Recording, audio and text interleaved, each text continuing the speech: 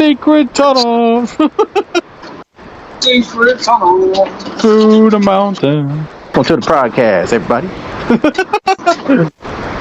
We're going to be talking about martial arts up in this bitch. So I guess the first question would be, because I had students ask me this in class, and I just thought it'd be an interesting question to start this topic, which who do you think would be better, modern martial artists or in the past medieval martial artists? My take on it was that you got us with higher technology, so we can adapt and have life or death, quote unquote, consequences and still survive it, while back in the day they had more time to train. We kind of tone our bodies or perfect our bodies and practice techniques and fighting styles. If we're going to talk about as a global sense of modern martial artists or swordsmen versus back then swordsmen, I kind of want to say back then maybe they would be better because they trained more, like you said, with technique. But it's because since they would die so easily with a simple cut, when today we have antibiotics in our blood and everything is more advanced because of technology, they had to be better because they didn't have that technology. And I think that's why they would be better. But at the same time, modern technology helps us to go through things that we would not be able to survive if we didn't have, so we can advance further by experience too. Because it's like, what would do it more, by modern technology for us to experience life and death situations without actually dying, or the old times of them practicing so much and they have to be that much better, or because one little cut could literally end their life? Well, I mean, it's not like, unless you're kind of somewhat keep on being told about antibiotics, I don't think anybody has the mindset going in that I can survive a cut because of antibiotics. Because, a cut is still a cut. And rather you have the knowledge that you have the antibiotics or not, your brain is going to be like, oh shit, let's not get cut. I see what you're saying, because like in a duel, you're still trying not to get popped, because you're just like, nah man, I'm going to get hurt as fuck if I get hit. So what you're saying, that's kind of out the window a bit, because that's kind of same for modern and today. I mean today and back then. I think the brain was still more focused on the battle rather than trying to risk it because that you'll survive a cut, then they will. Yeah, that's something you think about after the fight. The thing it would come down to is, it's even modern technology gives us life and death experiences without dying, and that makes us better, or them being more cautious and having more training that would make them better. If we could have simulations where we can practice fighting with our whole hearts out and experience pain and death without dying, I think we'll be a whole lot more better fighters, because we would know exactly how to perfect techniques to its maximum core, because you could practice going a little bit more to the left, or a little bit more to the right, or what if it's windy, it's rainy, or if you get distracted or something, or if there's multiple enemies.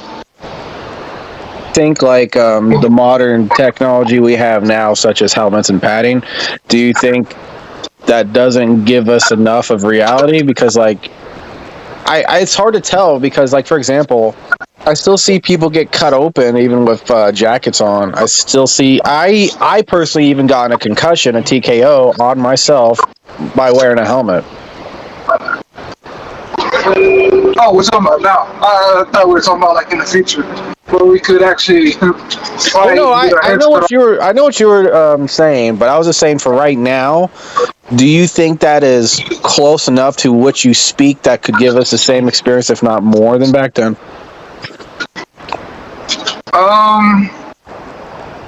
Yeah, I think it's still a little more better than back then. Well, because even back then, well, that's a good question. I don't know. I mean, it kind of depends. I think it's an individual thing because there could be some pussies who could go through the same training as you, but they won't really experience it because they're going with protection, you know? Where back then, there was hardly any type of protection. If you make a mistake, you get cut. But of course, there's like a doctor right there to fix you. You're right, but I mean, there's a lot of pussies that still won't do it today because you still get hurt really bad. Like, for example, you get TKO'd, you can get cut open. For example, I got hit one time in my arm, and I couldn't move it for 3 to 4 days, like, at all. Right. So, like, that's what I'm saying. Isn't, like, what we have now pretty close to, like, actual, like, the real deal without dying, you know? I think so. Yeah. So wouldn't that make us better than them because we're able to survive those instances? Yeah, kind of, yeah. That's what I was thinking. That's kind of like my theory on it. Because back then you can't risk getting your arm cut off or getting cut in the neck and surviving that shit. Right. Today, though, with what it is, we feel enough where we still get cut and still get hurt really bad, but we don't die. But because we don't die from that, that means it would make us that much better, and we can live another day. Right. I wonder what anyone else would think about this and what they would have to say about it. They should actually speak their minds about it because I'm open to it. The thing I can think of is the fact that they went to war, like giant wars with it, and if the ones who survived the giant wars probably would still be able to best the modern time people. Yeah. Because like if someone was able to fight like 50 men and kill them all, they'd probably be able to take out a one-on-one guy from modern time. Yeah, yeah, I can't argue with that.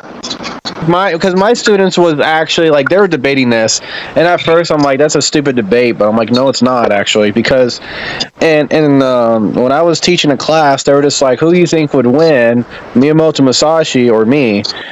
And I'm just like, I don't want to discount his legacy or whatever, and I'm also not trying to ride my own dick. But I wanted to say myself just because he made his own art, but he didn't really like master a art. He kind of went off survival instinct, but then again, I mean, I think we all do at a certain extent. And I'm not trying to say, yeah, I'm better than this man, and that's not what I'm saying. What I'm saying, if there was a duel, I wouldn't fucking know. But why I wanted to say myself was because of the fact that I was able to live throughout certain situations that someone like him couldn't live through because they didn't have modern technology. Do you see what I mean? Yeah. He couldn't risk taking a sword to the head and then survive that and learn from that. But I did. And that has made me 10 times better. And I'm just saying, I think that's what makes modern people might be better than old martial artists because of stuff like that. But at the same time, I could be completely wrong. And I'm not saying this is the answer. It's just what I'm assuming. Because I could be wrong, and it's like, you know, maybe the full actual extent of actually killing your opponent gives you a different type of experience than almost really killing your opponent. But at the same time, when you're in it with adrenaline and you actually have your intent and the purpose behind your movement of body, even in a modern standpoint of a sport, wouldn't you still gain the same experience of actually doing it if the intent and purpose is still the same? I would think so. Well, because I keep thinking the situation would be different because back then there was kind of somewhat a need to know how to fight, to either protect your family or protect yourself, or you just want to be a good fighter, and have a good position somewhere within an empire or clan or whatever. But nowadays, people want to practice fighting, and they probably just want to. They just find the culture interesting, but don't have the heart as they should. They don't have it yet. They're just probably there because they find it interesting, or like there's no real desire to, or the desires are different than what it was back then, because learning how to fight would mean you could bring home money or have a good position and set your family good for generations. But now there's cops, there's SWAT teams, there's the army. There's not a lot of people who really want to learn sword fighting or any type of modern or medieval fighting styles with axes or anything like that. They'll probably want to do it because they're interested in the culture, but they don't have that desire. So what you're saying is people lack purpose. When it comes to fighting, yeah. Yeah, that's what I mean. And so you're saying the people who lack that purpose is probably the ones, even with modern technology, they would still lose because they would only view it as a hobby. Yeah.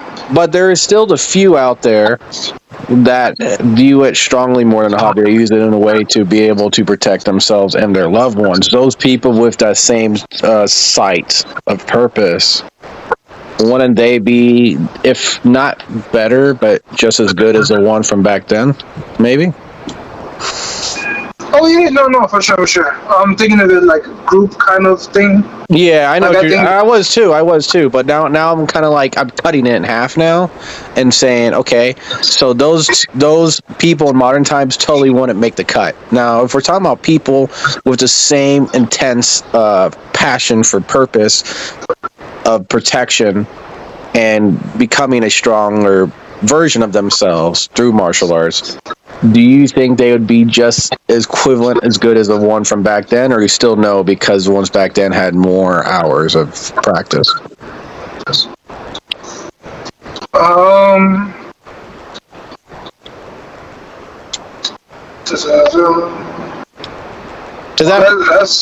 good point, because the hours. So there's a big difference when you have more time and experience. There is, and that so it does give them more experience, but at the same time, we can get life or death experience and live afterwards, and get that experience where they can't. Yeah, because once they get experience, you're like, oh. Yeah, because if you get cut in the neck back then, you're dead. That's it. Yeah. So There's definitely more room for mistakes. right. And you could definitely gain improvement a whole lot afterwards. So that's what I'm saying. Doesn't that mean the ones back then, how they were is how they were because they couldn't afford to test themselves out completely? So for example, like if fucking Kojiro Musashi or whatever, someone went for their leg and they got their shit, and that's like, it's gone, Yeah. I mean, granted, so if they're like the best fighter and they beat everybody, does that mean their technique is actually solid, or is that just because instinct was with them and the others were just shit? You know what I mean? I think if people caught a lot of bodies but weren't that much famous, then I think their fighting style was just solid. But the more famous people, they had to be the better instincts and with a solid fighting style as well. True. So I guess when it comes down to it, they just want to be able to tell if there was really... Well, no, actually, no. Never mind. Fuck. It doesn't matter the generation. There's always going to be one person that's always going to be for some... I think I know where you're getting at. Like, kind of like godly, right? Yeah, like a champion. Like, out of nowhere, just everything's just better naturally for a person. So that kind of goes down to the simple question then. So if you brought like a fucking unstoppable swordsman, like let's say Musashi or Kojiro, and you bring them into modern society, do you think they would just single-handedly wipe out all the others on one-on-one? Well, see, because with future advancement and like better equipment,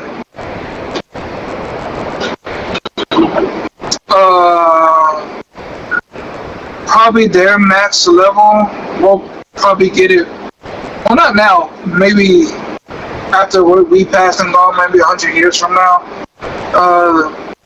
their bodies will probably be like the basic weaklings of the future will probably be as strong as the prime of the guy 100 years ago or 300 years ago. So basically, are you basically saying that if someone did, like, let's say 65 duels today in modern times is equivalent to someone who's done 65 back then?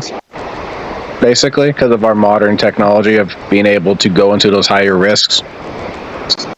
No, like 65 back then would probably be 10 to us because we're always evolving. Oh, okay, because we're evolving faster because of technology. See, that was my thought. That's what I was bringing out, too. Mm-hmm. Okay, so that's what our settlement is. I wonder what other people would say. But so far, that's what I want to close my mind on that topic. Yeah. Well, I wanted to see what you think it is, because I've asked a couple people, and once they get asked a question, they actually don't know what it is. So I had to get out of my way and study it a little bit just to make sure I knew what it was. So what I was going to ask, since, we're both martial artists and shit, I think sometimes this word could have different meanings for different people, and that's why I was going to bring it up. What do you think honor means as a whole? Honor? Yeah, honor. You must have honor. Honor for the cow. Yes. Do not dishonor your cow and your family. Well, what I could say, I mean, I'm pretty sure it's somewhere out there what could define honor, or at least set the bar of what an honorable person should be. But I say for everybody, but majority of people who grew up probably hearing the word of honor always results in like being nice, being respectful, being loyal and true to what you believe in. Keep going. Alright, I guess it's a pretty short answer. I mean, pretty much, I think so. Like you're on the right track, because like when I was reading it in books, it's like people who like studied it like professionally, like as in like historians and shit. What they put down in their book exactly, it's pretty much that, because they said that honor basically means the opposite of shame. It means to do actions that represents a high reputation of oneself, and then they also put in a way of saying honor also means to have a self-worth to one's actions and motives. So basically having respect for yourself, like self-respect, self-worth, doing things that's honorable to yourself is basically saying I'm doing things that's like is good for me, pretty much. And like sticking with your actions and words. So you pretty much, you said it. Yeah, because that's what they said too. And also, I think that if you even like look up like the virtues within honor, I'm pretty sure the virtues together all make what honor is, and one of them is respect, courage, so having valor, discipline, truth, self-reliance, and etc. I think they call it the 9 virtues of honor. Yeah. So that's pretty much, it's pretty much what it is. But I think what makes it complicated is when it comes to having honor in like situations, like different situations, Yeah, because I guess an example back in the day, to regain your honor would be to kill yourself in like front of a lord or in front of a group. Right. If you do respect. And in my point of view, that's not honorable at all. That's like you're wasting your life or you're taking your life away.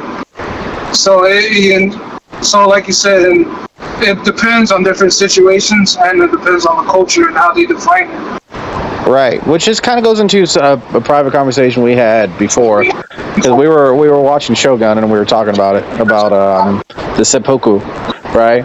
So, with that said, I think that's because like something you brought out to me before. Actually, I don't know if you remember, but you were saying about that's because they grew up in a time frame, in a culture of that was a way to regain their honor because of their so-called very shameful act. I remember saying that, right? So I think that's why there's a movie that's also, I think it's called Hirakiri, The Death of a Samurai, and that was like about a guy who went against it because he was like, no, this is not right.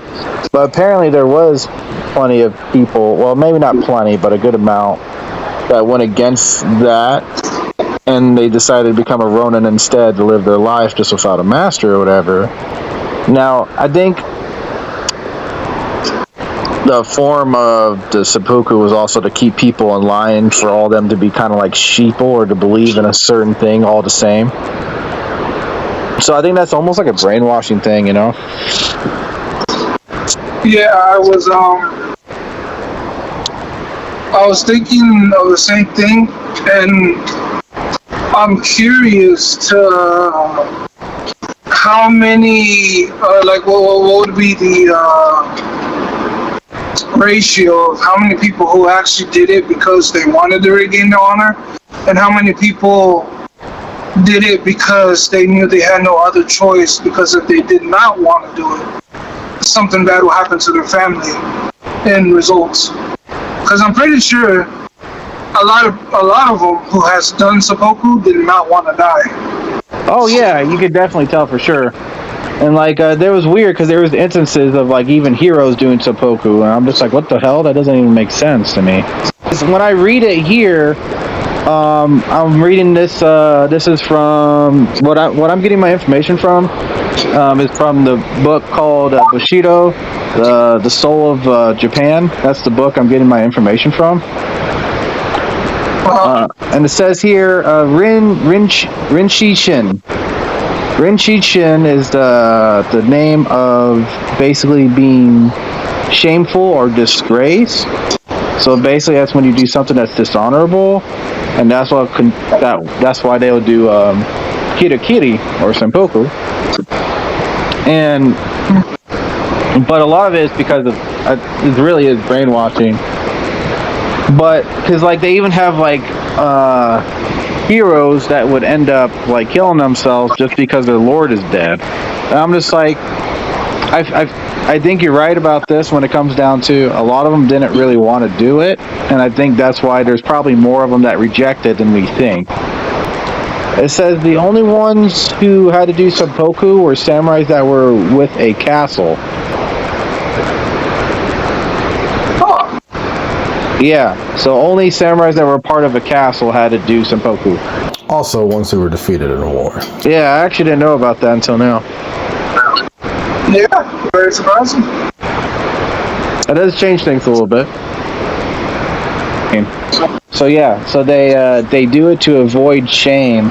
But here's the thing: I think they did not really, in the castles, they didn't really believe too much on forgiving. I think that's why this was a thing, because they was just like, if you done it type of thing. But here's the thing: you can always be forgiven and change your ways, you know. And I didn't in the castle. I don't think they believed in that too much, because a lot of people were on their fucking ego high horse in the castle.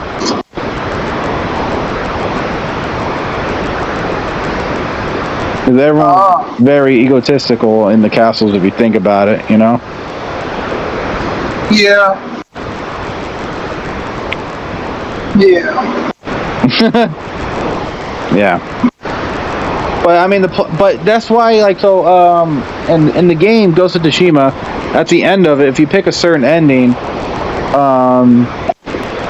the main character, he said, because his uncle wanted him to kill him or whatever, and he's like, no, I'm not gonna do it. And then he said, by committing Seppuku, he's like, that's being a slave to your honor. So that has stuck with me ever since then.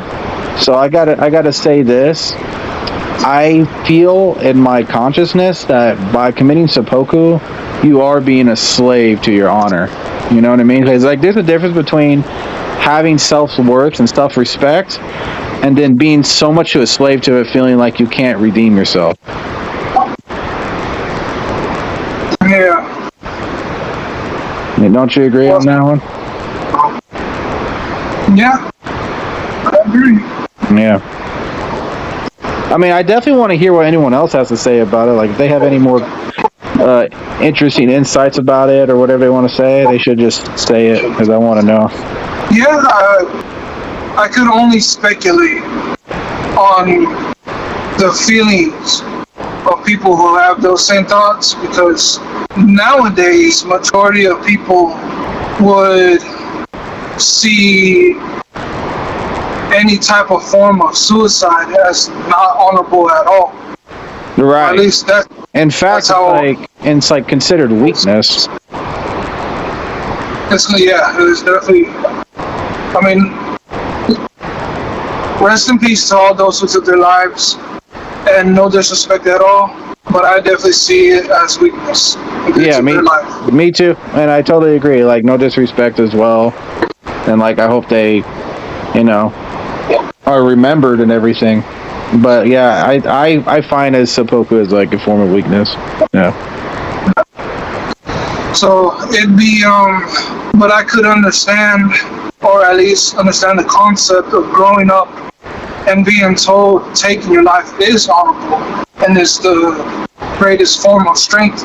Because if you do make a mistake and shame your family, shame the emperor, that would be one way to regain all of that back and make it seem like it never happened. Well, that's why I say it's a form of brainwashing. Right, and that's why it's an interesting way to say that, to be a slave of your honor, but if also, you could also think of it as being a slave of whoever taught you that honor. Yeah. Because not necessarily is like, honor could be considered as taking your life, or it could be of preserving or saving your life. So it really depends on how you grow up, understanding what the word is and what you make it become and to your heart. Yeah, I like that. So, yeah, I feel like it's a personal thing about how you perceive the word. What does it mean to you?